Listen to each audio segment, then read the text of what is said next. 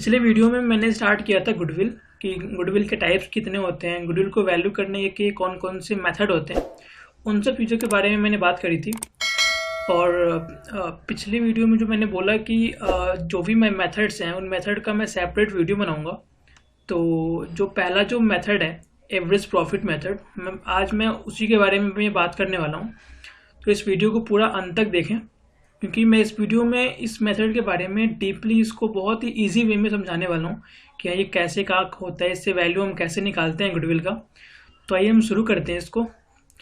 Average profit method, तो जैसे कि मैंने पिछली वीडियो में आपसे बात करी थी कि एवरेज प्रॉफिट मेथड जो होता है उस पर जो गुडविल हम वैल्यू करते हैं वो गुडविल डिपेंड करती है पास्ट प्रॉफिट पे।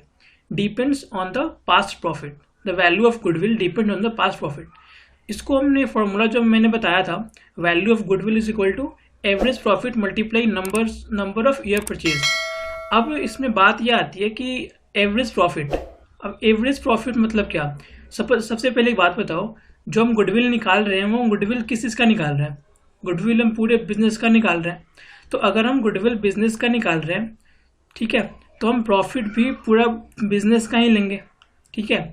तो हम एवरेज प्रॉफिट देखते हैं कि दो टर्म में एवरेज अलग है और प्रॉफिट अलग है। कि एवरेज प्रॉफिट क्या बोलते हैं, इसको हम कैसे निकालते हैं। तो उसके लिए हम देखते हैं आगे कि प्रॉफिट क्या होता है, प्रॉफिट कौन से प्रॉफिट को लेते हैं, हम कैसे लेते हैं।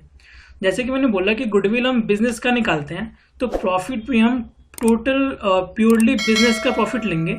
इसमें से हम सारे जितने भी एबनॉर्मल और नॉन रेकरिंग आइटम्स होंगे उनको हम एक्सक्लूड करते हैं, ठीक है। ऐसे क्या बोलता है, profit, the term profit refers to the past profit earn by the firm. जो फर्म ने पास्ट में प्रॉफिट अर्न करा हुआ है उसको हम क्या करते हैं, एडजस्ट करते हैं, मॉडिफाइड करते हैं। कैसे? क्योंकि हमारे P&L अकाउंट में सारे एबनॉर्मल आइटम्स भी आते हैं और नॉन रेकरिंग भी आइटम्स भी आते हैं। तो उन चीज़ों को हम एक्सक्लूड करते हैं, उनको हम नलिफाई करते हैं और उसके बाद हम जो भी एडजस्टेड प्रॉफिट आता है उसका हम एवरेज निकालते हैं, ठीक है। अब बात आती है कि एवरेज, अब ये एवरेज कैसे करेंगे हम, एवरेज करने क्या करेंगे हम। तो एवरेज हमारे पास दो होता है, वो तरीका होता है एवरेज करने का। पहला क्या होता है सिंपल एवरेज, ठीक है। एक होता है सिंपल एवरेज, एक होता है वेटेड एवरेज। अब सिंपल एवरेज क्या होता है, जैसे कि लिखा हुआ है कि when there is no definite trend in the past profit. मतलब कि पास्ट जो प्रॉफिट हमने लिया हुआ है उसमें कोई हमें ट्रेंड दिख नहीं रहा हो। अब ये ट्रेंड का मतलब क्या है, अब ट्रेंड का मतलब समझने के लिए हम एग्जांपल लेते हैं, ठीक है। जैसे कि ये एग्जांपल है, ईयर 1 2 3 4 5 और यहाँ पे मैंने प्रॉफिट दिया हुआ है। अब प्रॉफिट में आप देखोगे तो फर्स्ट ईयर में 5 लाख है, सेकेंड ईयर में 4 लाख है, थर्ड ईयर में 8 लाख है और ऐसे ही 6 लाख एंड 2 लाख है। अब यहाँ पे देखोगे तो यहाँ पे मुझे कोई पहले यहाँ पे 5 लाख है, 5 लाख से यहाँ पे डिक्रीज होकर 4 लाख हो गया सेकंड ईयर में। फिर थर्ड ईयर में आया मैं तो यहाँ पे फिर से इंक्रीज हो गया, 8 लाख हो गया। फिर अगेन फोर्थ ईयर में देखा मैंने तो फिर से यहाँ पे डिक्रीज हो गया। दैट मीन्स कि यहाँ पे कोई एक फिक्स ट्रेंड नहीं है।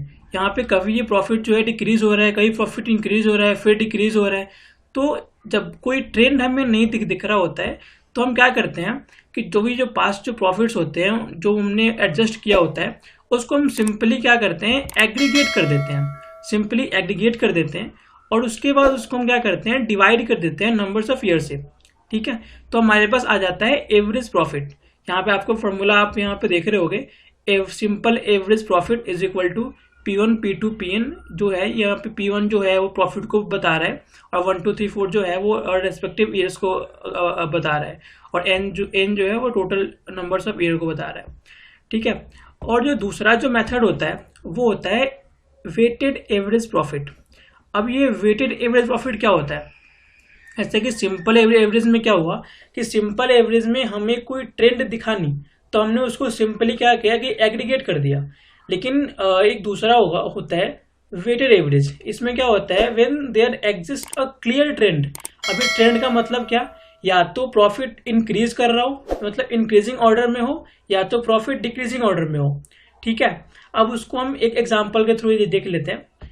जैसे कि यहाँ पे मैंने एग्जांपल लिया, जैसे कि पहले वाला एग्जांपल लिया था ईयर 1 2 3 4 और मैंने यहाँ पे जो प्रॉफिट लिया हुआ है, अब प्रॉफिट आप देखोगे तो फर्स्ट ईयर में 2 लाख है, सेकेंड ईयर में 4 लाख है और वैसे ही थर्ड ईयर में 5 लाख और फोर्थ ईयर में 6 लाख है। तो इसमें क्या है, इसमें आप देख रहे हो कि ये इंक्रीज कर रहा है प्रॉफिट। जैसे ईयर बाय ईयर हम आगे बढ़ रहे हैं तो हमारा प्रॉफिट जो है वो इंक्रीज करते जा रहा है। जैसे कि 2 लाख, 4 लाख, 5 लाख, 6 लाख, ये यहाँ पे एक ट्रेंड है कि ये इंक्रीजिंग ऑर्डर में है। तो जब भी प्रॉफिट इंक्रीजिंग ऑर्डर में होता है तो हम क्या करते हैं कि हर एक ईयर जो है उसको हम एक वेट देते हैं। अब ये वेट में हम कैसे देते हैं कि जो भी हमारा सबसे रिसेंट ईयर होता है ना, हम सबसे रिसेंट ईयर को हाईएस्ट वेट देते हैं।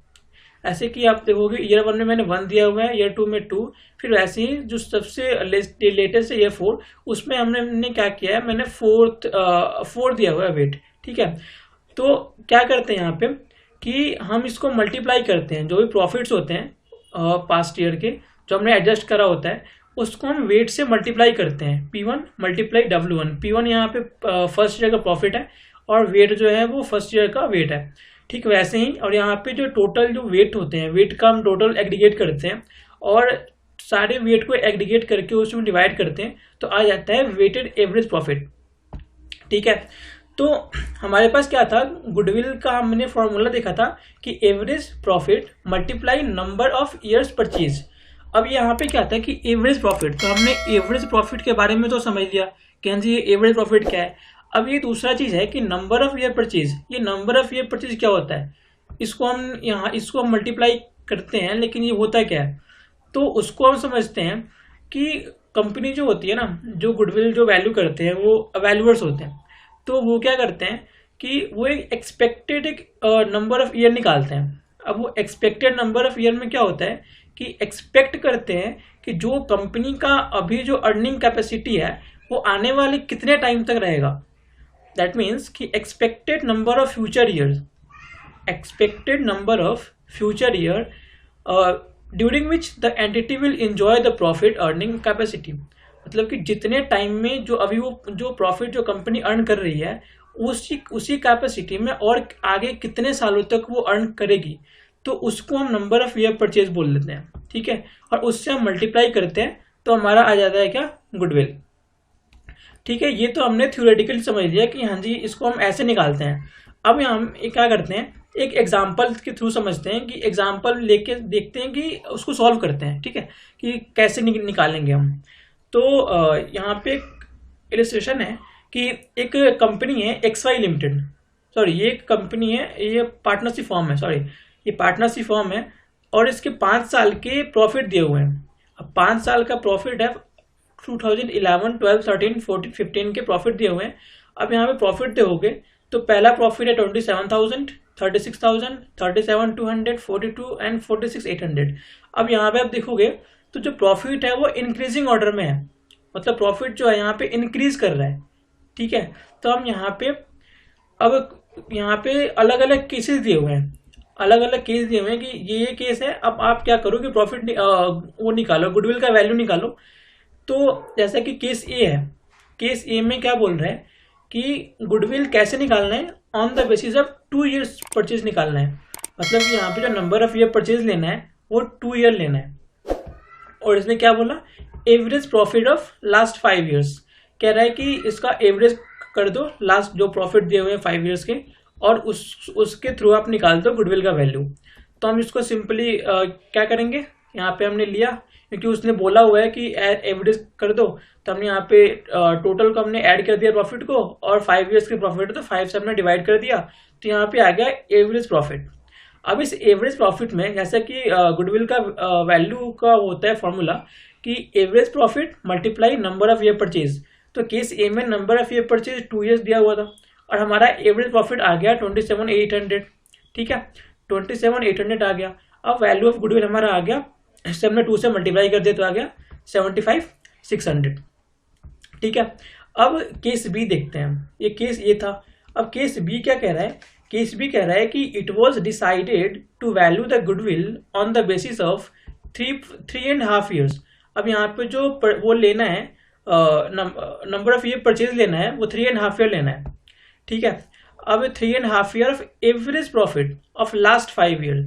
और यहाँ पे कह रहा है कि आफ्टर गिविंग वेट, अब यहाँ पे वेट देना है। अब वेट क्या देना है, यहाँ पे वेट इसने स्पेसिफाई किया हुआ है कि हाँ जी यहाँ पे वेट हमको ऐसे ही देना है 1, 2, 3, 6 एंड 8 हमें ऐसे इसको वेट को देना है। अगर यहाँ पे ये नहीं दिया होता, केवल बोला होता कि वेट दे के निकालना है, तब यहाँ पे 1 2 3 6 8 नहीं लेते, यहाँ पे हम 1 2 3 4 एंड 5 ले लेते। लेकिन यहाँ पे इसने स्पेसिफाई किया हुआ है वेट को, तो हम यही वाला वेट लेंगे। ठीक है, तो केस बी में आप देखते हैं, यहाँ पे हम इसको सॉल्व करते हैं क्वेश्चन को। केस बी, अब यहाँ पे ऐसे कि फर्स्ट ईयर में हमारा प्रॉफिट क्या था 27, फिर ऐसे 36, 37,200, 42,000 एंड 46,800। तो इसको हमने क्या किया, जो हमारे पास वेट था फर्स्ट ईयर में, वेट हमारे पास 1 था, फिर 2 था, फिर 3 था एंड 6 एंड 8 था। उस पर हमने प्रॉफिट को वेट से मल्टीप्लाई किया और जितने भी वेट दिए हुए थे 1 2 3 6 एंड 8, उसको हमने सम कर दिया और उससे डिवाइड कर दिया। तो जब हमने डिवाइड किया तो हमारे पास जो वेटेड एवरेज प्रॉफिट आया वो 41,850 आ गया। ठीक है, तो ये हमारे पास वेटेड एवरेज प्रॉफिट आ गया। अब गुडविल का फॉर्मूला तो पता ही है, weighted average profit multiply number of year purchase, उससे हमने मल्टीप्लाई किया, हमारे पास आ गया गुडविल। ठीक है, फिर एक थर्ड केस था, केस सी। अब केस सी क्या कहता है, केस सी कहता है कि it was decided to value the goodwill on the basis of 3 years purchase. अब यहाँ पे कह रहा है कि 3 ईयर परचेज लेना है, वेटेड एवरेज। ठीक है, यहाँ पे कह रहा है कि weighted average profit of last 5 year giving maximum weight to recent results. ठीक है, तो जैसे कि मैंने अभी पिछले एग्जांपल में बोला कि जब यहाँ पे वेट नहीं दिया रहा था तो 1 2 3 4 5 6 ऐसे ले लेते। तो यही कह रहा है कि 3 ईयर परचेज पे निकालना है और वेट आप खुद से दे दो। तो केस सी हम देखते हैं, केस सी को सॉल्व करते हैं।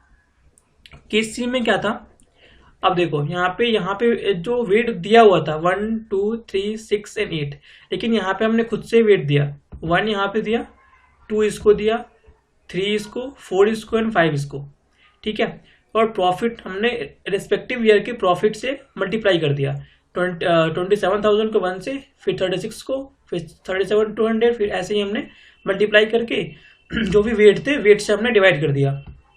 और जब हमने वेट से डिवाइड किया तो हमारे पास आ गया weighted average profit.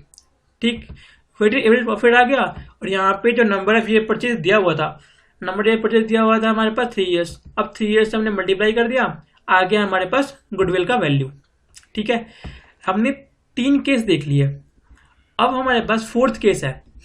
Fourth case क्या कह रहा है कि it was decided to value the goodwill on the basis of 2.5 year. अब यहाँ पे 2.5 ईयर लेना है ईयर परचेज, लेकिन बोल क्या रहा है कि सिंपल एवरेज प्रॉफिट, यहाँ पे हमें सिंपल एवरेज प्रॉफिट निकालना है ऑफ लास्ट 5 ईयर का। लेकिन हुआ क्या है, जैसे कि मैंने थ्योरेटिकल पार्ट में बताया था कि हमें मॉडिफाई करना पड़ता है, जो प्रॉफिट होते हैं हमने उसको एडजस्ट करना पड़ता है, जो भी एबनॉर्मल आइटम्स होते हैं उनको हटाना होता है। ठीक है, तो हमारे पास अब यहाँ पे देखोगे तो क्वेश्चन में इसने क्या बोला कि जो हमारा प्रॉफिट दिया हुआ है 2013 का, जो 2013 का प्रॉफिट दिया हुआ है उसमें एक एबनॉर्मल लॉस भी हमने पीएनएल में चार्ज किया हुआ है। तो ये जो है वो एबनॉर्मल है, ये नॉर्मली हमारे बिजनेस में होता नहीं है, लेकिन ये एबनॉर्मल लॉस है, ये हो गया है। तो हमने इसको लॉस को हमने रिकॉर्ड किया हुआ है अपने पीएनएल में। तो लॉस को रिकॉर्ड करने की वजह से हमारा प्रॉफिट जो हुआ वो कम हो गया होगा, क्योंकि हमने डेबिट साइड में दिखाया होगा लॉस को, तो हमारा प्रॉफिट जो हुआ होगा वो कम हो गया होगा। तो इसके इफेक्ट को हमें खत्म करने के लिए क्या करना होगा, इसको हमें वापस से ऐड बैक कर देना होगा। तो इसको हम ऐड बैक कर देंगे तो ये जो प्रॉफिट जो हमारा होगा वो करेक्ट हो जाएगा। फिर सेकंड वाला क्या कह रहा है, सेकंड वाला कह रहा है कि प्रॉफिट ऑफ 2014, ये तो 2013 का बात था। अब ये 2013 अगला कह रहा है कि प्रॉफिट ऑफ 2014 में क्या है कि नॉन रिकरिंग रिसिप्ट है। अब रिसिप्ट का मतलब क्या, रिसिप्ट का मतलब कि ये हमारा इनकम है जो कि नॉन रिकरिंग है। ये हमारा ऐसा नहीं है कि हमारे बिजनेस का है, ये नॉन रिकरिंग आइटम है और जो कि हमारा इनकम है, और इनकम है कितना 2500। ठीक है, तो जब हमारा प्रॉफिट में हमने क्या किया होगा, पीएनएल में जो भी हमारा इनकम होता है उसको हम पीएनएल के क्रेडिट साइड में दिखाते हैं, तो इससे हमारा प्रॉफिट जो हुआ होगा वो इंक्रीज हो गया होगा। ठीक है, जब हमारा प्रॉफिट इंक्रीज हो गया होगा इतने से, तो हमें अपने प्रॉफिट को करेक्ट करने के लिए हम क्या करेंगे, इसको हम माइनस कर देंगे। क्यों, क्योंकि इससे हमारा प्रॉफिट जो हुआ होगा वो ज़्यादा हुआ होगा, इसको हमें कम करने के लिए प्रॉफिट को इसको हम माइनस कर देंगे। ठीक है, अगला क्या कह रहा है, थर्ड वन कह रहा है कि क्लोजिंग स्टॉक, अब कह रहा है कि क्लोजिंग स्टॉक ऑफ 2015, अभी 2015 की बात कर रहा है। क्लोजिंग स्टॉक जो है वो ओवर वैल्यूड है। अब ये ओवर वैल्यूड क्या होता है, दो कॉन्सेप्ट होते हैं, एक होता है अंडर वैल्यूड, एक होता है ओवर वैल्यूड। अंडर वैल्यूड मतलब कि जितना होना चाहिए था उससे हमने कम रिकॉर्ड किया हुआ है, और ओवर वैल्यूड मतलब कि जितना होना चाहिए था उससे हमने ज़्यादा रिकॉर्ड किया हुआ है। और सबसे पहली बात क्या कह रहा है, क्लोजिंग स्टॉक, क्लोजिंग स्टॉक की बात कर रहा है। तो हमारे पीएनएल में क्लोजिंग स्टॉक कहाँ पे आता है, क्लोजिंग स्टॉक आता है हमारे क्रेडिट साइड में, दैट मीन्स कि इनकम के साइड में। अब ये कह रहा है कि क्लोजिंग स्टॉक जो है वो ओवर वैल्यूड है। अब जब क्लोजिंग स्टॉक ओवर वैल्यूड है दैट मीन्स कि हमारा प्रॉफिट जो होगा वो इतने अमाउंट से इंक्रीज हो गया होगा, ठीक है। तो अब इस जो हमारा प्रॉफिट इंक्रीज हुआ है उस प्रॉफिट को हमें डिक्रीज करना है, अब उस प्रॉफिट को हमें कम करना है, उसको हमें करेक्ट करना है। तो करेक्ट करने के लिए क्या करेंगे, हम इसको माइनस कर देंगे 2400 को, तो हमारा जो प्रॉफिट होगा वो हो जाएगा रेक्टिफाई हो जाएगा। तो चलिए इसको हम क्वेश्चन को सॉल्व करते हैं। तो यहाँ पे हम आए 2013 में, 2013 में क्या था, एबनॉर्मल लॉस दिया हुआ था, ठीक है। अब ये एबनॉर्मल लॉस दिया हुआ था तो हमें क्या करना था, इसको ऐड बैक करना था। तो प्रॉफिट इसका दिया हुआ है इतना इतना है और हमने इसको ऐड बैक कर दिया जो लॉस था, तो हमारा करेक्ट जो प्रॉफिट आ गया वो 39,000 का आ गया। फिर अगर हम बात करें 2014 का, तो 2014 में क्या दिया हुआ था, हमारे पास नॉन रिकरिंग रिसिप्ट था, जो कि जिसके वजह से हमारा प्रॉफिट जो हुआ था वो इंक्रीज हो गया था। तो इसको हमने डिक्रीज कर दिया हमें अपने प्रॉफिट को सही करने के लिए। तो 42,000 दिया हुआ था प्रॉफिट, इसको हमने माइनस किया 2500 को, तो हमारे पास जो करेक्ट प्रॉफिट आया वो 39,500 का आया, ठीक है। अब 2015 है क्योंकि एडजस्टमेंट में तीन ही था, 13, 14, 15। 15 में क्या बोला था इसने कि क्लोजिंग स्टॉक ओवर वैल्यूड हो गया था। तो प्रॉफिट में से जब हम इसको माइनस कर देंगे तो हमारा प्रॉफिट जो होगा वो करेक्ट आ जाएगा। क्यों, क्योंकि ओवर वैल्यूड हुआ था क्लोजिंग स्टॉक, तो ओवर वैल्यूड होने की वजह से हमारा प्रॉफिट जो था हमारा इंक्रीज हो गया था, तो उसको हमने डिक्रीज करके हमने अपना प्रॉफिट को करेक्ट कर लिया, तो हमारा ये प्रॉफिट आ गया, करेक्ट वाला आ गया 44,400, ठीक है। उसने क्या बोला था कि जो भी 5 ईयर्स की प्रॉफिट है वो उनको हमें सिंपल एवरेज करना है, ठीक है। अब जो हमें एडजस्टमेंट दिया हुआ था वो बस 3 ईयर में दिया हुआ था, 13, 14, 15। तो इसका 39,500 एंड 44,400, बाकी जो 2 ईयर्स के थे उसमें कोई भी रेक्टिफिकेशन थी नहीं, तो उसको हमने ऐसे ही लिख दिया जो भी उसने दिया हुआ था। फिर उसको हमने लिख के ऐड कर दिया, सबको एग्रीगेट कर दिया और नंबर ऑफ जो ईयर थे 5 थे उससे हमने डिवाइड कर दिया, तो आ गया हमारा सिंपल एवरेज प्रॉफिट, ठीक है। और सिंपल एवरेज प्रॉफिट आ गया, उसके बाद गुडविल निकालना इजी है। गुडविल का बस फॉर्मूला याद ही है कि एवरेज प्रॉफिट और मल्टीप्लाई कर देते हैं जिससे नंबर ऑफ ईयर परचेज से।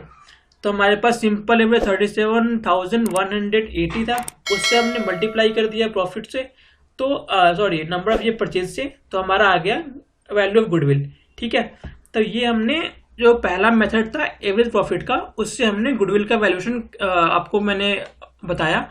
अब आने वाली वीडियो में जो अगला जो मेरा वीडियो होगा उसमें मैं नेक्स्ट मेथड जो है सुपर प्रॉफिट मेथड, उसको मैं डिस्कस करूंगा। ऐसे ही उसके बारे में मैं डीपली पहले बताऊंगा थ्योरेटिकली, उसके बाद मैं क्वेश्चन को सॉल्व कराऊंगा, ठीक है। तो आप लोग चैनल को सब्सक्राइब करें और जो मेरे आगे वीडियोज आएंगी वो आपके पास जल्दी से पहुंच जाए, ठीक है। तब तक के लिए थैंक यू।